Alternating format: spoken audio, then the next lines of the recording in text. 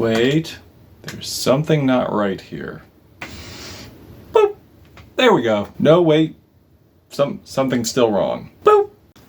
Now we're good. Hello one, hello all, it's the gothiest ghost of them all, Caspa in the flesh, and it's time for a review of Amaarae-Fountain Baby. Amaarae is a Guyanian singer, and this is her second studio album. Amaarae is a singer that goes into various territories here in terms of the elements, in terms of genres, and I first heard about her when she released a single with Kali Uchis, and it's no surprise she would want to team with Kali Uchis. They definitely do have stuff in common in terms of a versatile palette when it comes to their musical projects. Now, the first LP slipped by me, unfortunately, but I caught this one. It's not getting away from me. Oh no. But to say Amaarae is just a singer would be selling her short. She is more than a pop singer. She is a singer-songwriter. She is a producer. She even engineered on this thing. With no big names, no big features on here. There's only one feature on here, which is done by Mesu on Princess Going Digital. Hopefully I'm saying his name correctly. And when it comes to the vocals, they're very sweet. They're very pillowy, they're very cutesy, but not to a point where I get annoyed with them. I actually find them very endearing, I find them very fun, I find them very welcoming, I find them to have a lot of attitude, a lot of personality. And I will say though, even though her vocals don't really have too much in terms of range, in terms of power, she still makes it work. Although I will say when she does happen to go on like a slow burner, or something that doesn't exactly build, I don't think it complements the track that much. Like on the song Aquamarie's Luvs, Ecstasy. I do enjoy like the horns, but I do think it kind of meanders. I don't think the pacing complements her vocals that much. And the song SVS definitely has a slow opener to it, but I will say I do admire the guts that she put forward by going into a hardcore punk song that kind of reads to me as Alice Longu Gao or like Otoboke Beaver, just a little bit. There's a lot of punch there, there's a lot of fire there,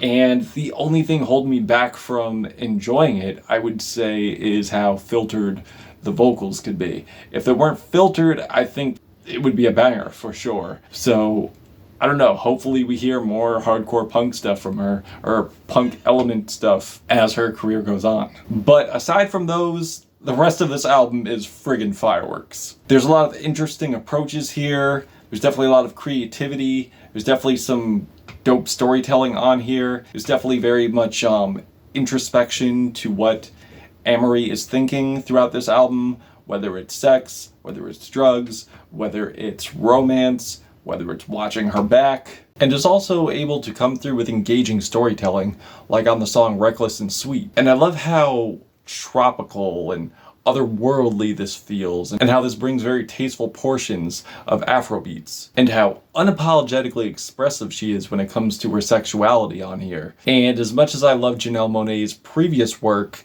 I can't help but think that Amaarae's album is what Janelle Monáe's last album was supposed to be. And that's not really a slight at Janelle Monáe, because I love her previous work, but due to how we get these immaculate, tasteful displays of Caribbean music on here and talks of expressing sexuality, I think that this could have been that.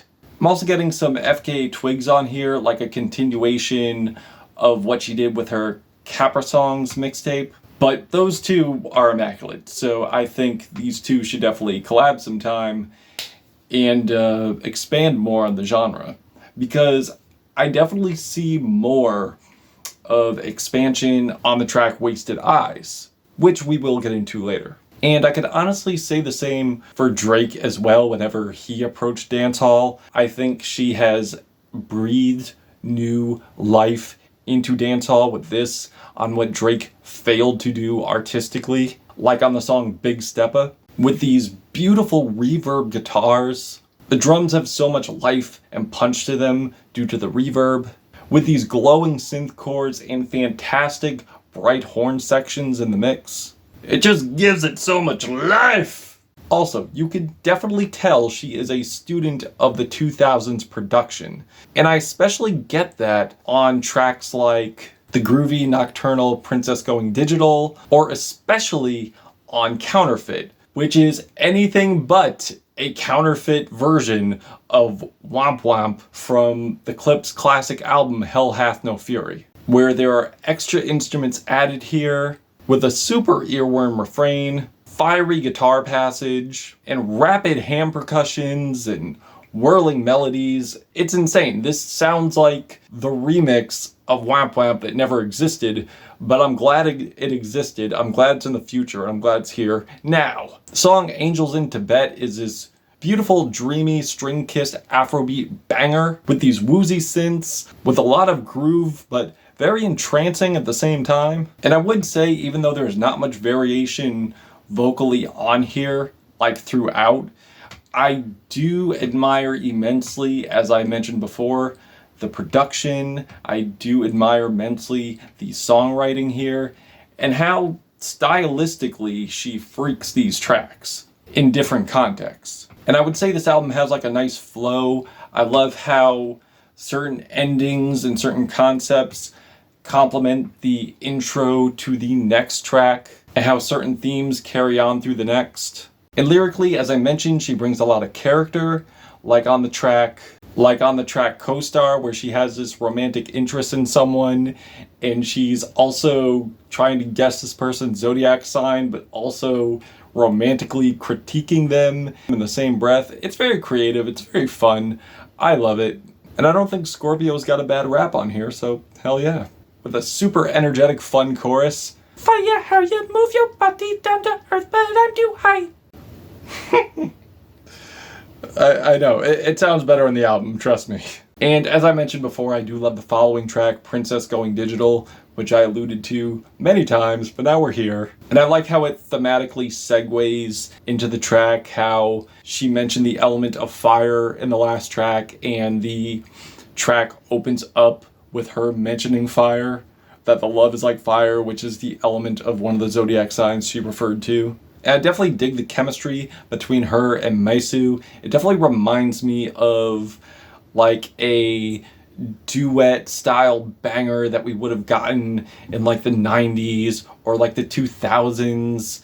And she's basically asking, can this man meet her desires emotionally, sexually, romantically?